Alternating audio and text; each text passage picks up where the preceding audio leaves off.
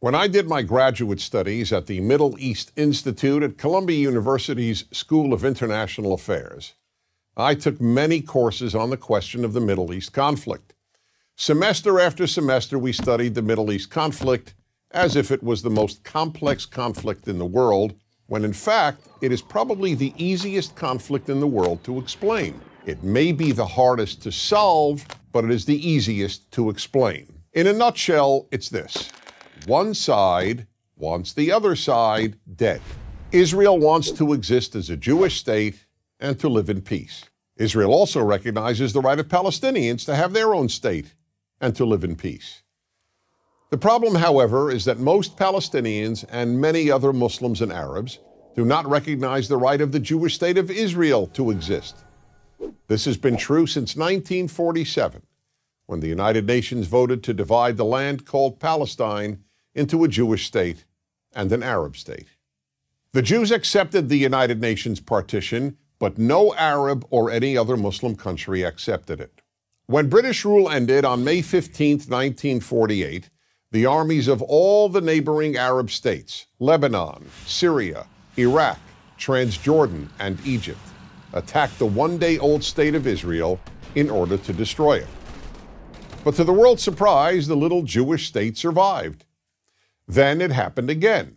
In 1967, the dictator of Egypt, Gamal Abdel Nasser, announced his plan, in his words, to destroy Israel. He placed Egyptian troops on Israel's border, and armies of surrounding Arab countries were also mobilized to attack.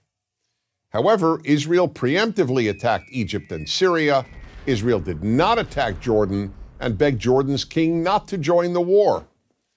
But he did. And only because of that did Israel take control of Jordanian land, specifically the West Bank of the Jordan River. Shortly after the war, the Arab states went to Khartoum, Sudan, and announced their famous three no's: no recognition, no peace, and no negotiations. What was Israel supposed to do? Well, one thing Israel did a little more than a decade later in 1978 was to give the entire Sinai Peninsula, an area of land bigger than Israel itself and with oil, back to Egypt, because Egypt, under new leadership, signed a peace agreement with Israel. So Israel gave land for the promise of peace with Egypt, and it has always been willing to do the same thing with the Palestinians. All the Palestinians have ever had to do is recognize Israel as a Jewish state and promise to live in peace with it. But when Israel has proposed trading land for peace, as it did in 2000, when it agreed to give the Palestinians a sovereign state in more than 95% of the West Bank and all of Gaza, the Palestinian leadership rejected the offer and instead responded by sending waves of suicide terrorists into Israel. Meanwhile, Palestinian radio, television, and school curricula remain filled with glorification of terrorists, demonization of Jews, and the daily repeated message that Israel should cease to exist. So it's not hard to explain the Middle East dispute. One side wants the other dead. The motto of Hamas, the Palestinian rulers of Gaza, is, "We love death as much as the Jews love life." There are 22 Arab states in the world, stretching from the Atlantic Ocean to the Indian Ocean. There is one Jewish state in the world, and it is about the size of New Jersey. In fact, tiny El Salvador is larger than Israel. Finally, think about these two questions. If tomorrow Israel laid down its arms and announced, "We will fight no more," what would happen? And if the Arab countries around Israel laid down their arms and announced, "We will fight no more," what would happen? In the first case, there would be an immediate destruction of the state of Israel and mass murder of its Jewish population.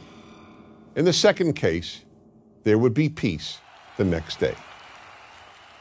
As I said at the outset, it is a simple problem to describe. One side wants the other dead. And if it didn't, there would be peace. Please remember this. There has never been a state in the geographic area known as Palestine that was not Jewish.